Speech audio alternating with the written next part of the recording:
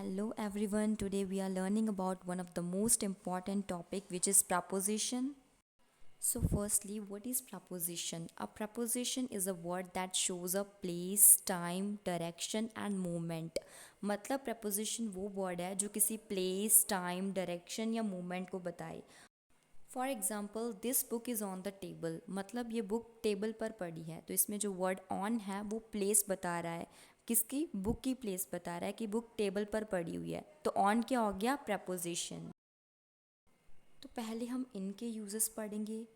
तो इसका first use है इनसाइड समथिंग, जब हमें बताना हो कि कोई चीज़ अंदर पड़ी हुई है. For example the table is in the room, मतलब टेबल कमरे के अंदर है. तो जब हमें ये बताना है कि कोई चीज़ थिंग कमरे के अंदर है या कोई भी कमरे के अंदर है, तब हम इन यूज़ करते हैं. तो इसका सेकेंड यूज़ है वो हम इसको मंथ और ईयर के साथ यूज़ करते हैं. For example I was born in 2010, मतलब कि मेरा जन्म 2010 को हुआ था. तो हम ईयर बता रहे हैं, 2010 ईयर है, तो उसके साथ इन लगेगा. Second example school starts in May, मई में स्कूल स्टार्ट होती हैं. तो जो इन है वो किसके साथ लगा हुआ है? एक मंथ के साथ. तो इन की यूज़ हम मंथ और ईयर के साथ भी करते हैं. तो इसका थर्ड यूज़ है कि इसको कंट्रीज़ और सिटीज़ के साथ भी यूज़ करते हैं. For example she lives in India, मतलब वो इंडिया में रहती है. तो इंडिया है एक कंट्री, तो उसके साथ हम इन यूज़ करते हैं. शी स्टडीज़ इन मुंबई, मुंबई एक सिटी है, उसके साथ भी हम इन यूज़ करेंगे.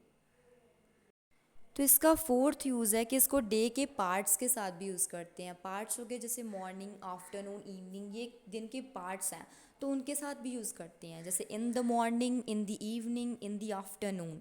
बट इसमें एक एक्सेप्शन है कि इसको नाइट के साथ यूज़ नहीं करते हैं, कभी भी इन द नाइट नहीं बोलेंगे, नाइट के साथ एट यूज़ करते हैं. मॉर्निंग, आफ्टरनून और इवनिंग के साथ यूज़ करते हैं इनको, लेकिन नाइट के साथ एट यूज़ करते हैं.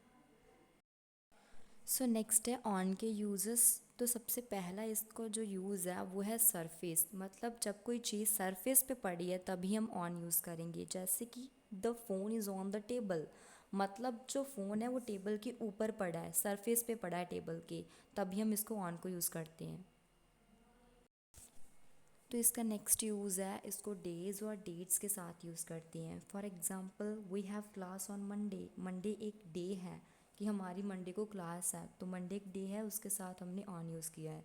तो सेकंड एग्जांपल है माय बर्थडे इज़ ऑन 5 मई, तो 5 मई यानी कि 5th जो है डेट है, उसके साथ भी हमने ऑन यूज़ किया हुआ है. तो नेक्स्ट यूज़ है कि इसको ट्रांसपोर्टेशन के लिए भी यूज़ किया जाता है, जैसे I am on the bus, मैं बस पर हूँ, मैं बस में हूँ, तभी हम यूज़ करते हैं. लेकिन जब हम फिज़िकली बैठे हैं व्हीकल में, लेकिन जब हम ट्रैवल कर रहे हैं, हम बता रहे हैं कि मैं बस से आ रही हूँ या कार से आ रही हूँ, तभी हम ये यूज़ नहीं करेंगे, तब हम बाय यूज़ करते हैं. ठीक है. ऑन तभी यूज़ करेंगे जब हम बस में बैठे हैं और हम बता रहे हैं कि हम बस में बैठे हुए हैं. ठीक है. लेकिन अगर हम बताना है कि हम ट्रैवल कर रहे हैं, बस से आ रहे हैं, तभी हम इसको यूज़ नहीं करेंगे, तब हम बाय यूज़ करते हैं. तो नेक्स्ट हम ऐट के यूज़ेस पढ़ेंगे. तो इसका पहला यूज़ है वो है एग्जैक्ट टाइम, जैसे कि हम ऑन को यूज़ करते हैं, ऑन को हम डेट और डे बताने के लिए यूज़ करते हैं, इनको मंथ और ईयर. वैसे ही ऐट को एग्जैक्ट टाइम यानी कि कितने बजे हैं तभी यूज़ करते हैं. For example the movie starts at 7 PM, movie 7 बजे स्टार्ट होगी, एग्जैक्ट टाइम बता दिया है, तो हम ऐट यूज़ करेंगे. तो इसका नेक्स्ट यूज़ है कि इसको हम लोग नाइट के साथ यूज़ करते हैं. जैसे मैंने बताया मॉर्निंग, इवनिंग और आफ्टरनून वर्ड को लिखने से पहले हम इन यूज़ करते हैं सेंटेंस में. उसी तरह मैंने पहले बता दिया कि नाइट को जब यूज़ करना है तो उसके साथ हमेशा एट यूज़ करते हैं. तो इसका थर्ड यूज़ है कि इसको एक स्पेसिफिक प्लेस बताने के लिए भी बताते हैं कि आप एक स्पेसिफिक प्लेस कहाँ पर खड़ी हैं. जैसे I am at the home, मैं घर पर हूँ, तो जो घर है होम है, आप होम पर हो, एक स्पेसिफिक प्लेस बता रहे हो, तभी भी हम एट यूज़ करते हैं. चलिए एक कोई कंपैरिजन करते हैं. जैसे प्लेस में अगर इनसाइड है तो इन यूज़ करेंगे, सरफेस पर है तो ऑन यूज़ करेंगे, एग्जैक्ट पॉइंट पर है तो एट यूज़ करेंगे. और टाइम में अगर मंथ और ईयर है तो इन यूज़ करेंगे, डेज डेट्स हैं तो ऑन यूज़ करेंगे, एग्जैक्ट टाइम है तो एट यूज़ करेंगे. तो नेक्स्ट हम अंडर और बिलो के यूजेस पढ़ेंगे। दोनों का मतलब होता है नीचे, लेकिन एक डिफरेंस है।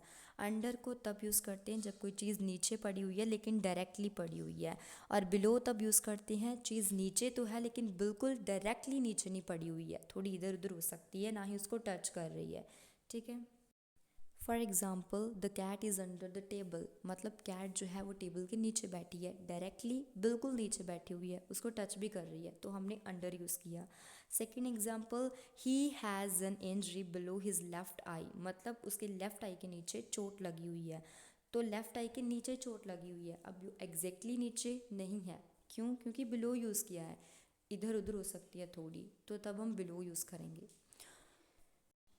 इनका एक और यूज़ है जब हम किसी चीज़ को लोअर बताते हैं, लोअर देन समथिंग, मतलब किसी और चीज़ से उस चीज़ को कम बताना। For example the temperature is below zero, मतलब टेम्परेचर ज़ीरो से कम है। कंपेयर करके बता रहे हैं, ज़ीरो से कंपेयर कर रहे हैं कि ज़ीरो से भी कम है टेम्परेचर, कम बताना है कंपेयर करके, तब भी हम बिलो यूज़ करते हैं। सो जो नेक्स्ट है वो है अबव और ओवर। अबव और ओवर दोनों का मतलब है ऊपर, लेकिन एक डिफरेंस है। अबव तब यूज़ करते हैं जब कोई चीज़ डायरेक्टली ऊपर नहीं है आपके सर के, मतलब थोड़ा आप इधर उधर हो सकते हो। ओवर तब यूज़ करते हो जब डायरेक्टली आपके सर के ऊपर ही हो बिल्कुल, और टच भी कर सकती है, तभी हम ओवर यूज़ करते हैं। जैसे आप अबव के एग्जाम्पल से समझो, the fan is above my head, मतलब फ़ैन मेरे सर के ऊपर है। सर के ऊपर का मतलब ये तो नहीं है कि सर के ऊपर ही रखा हुआ है, मतलब छत पर लगा है ना, आप थोड़ी इधर उधर खड़े हो सकते हो लेकिन बता रहे हो कि हाँ छत ऊपर लगा हुआ है फ़ैन। ठीक है। ओवर के एग्जाम्पल समझो, the plane flew over the trees, मतलब प्लेन बिल्कुल ट्रीज के ऊपर से उड़कर गया है अभी। ठीक है, बिल्कुल ऊपर से बता रहे हो, डायरेक्ट पोजीशन बता दी कि बिल्कुल ऊपर से गया है, तो ओवर यूज़ कर दिया हमने। ओवर और अबव का एक और यूज़ है जब हम एक स्पेसिफिक अमाउंट से ज़्यादा अमाउंट को बताना है तभी यूज़ करते हैं। जैसे शी इज़ ओवर 60 ईयर्स, मतलब उसकी उम्र 60 साल से ज़्यादा है, तो 60 ईयर्स एक अमाउंट है लेकिन हम बता रहे हैं कि उससे भी ज़्यादा है, तभी हम इसको यूज़ करते हैं। अबव और ओवर दोनों को यूज़ कर सकते हैं।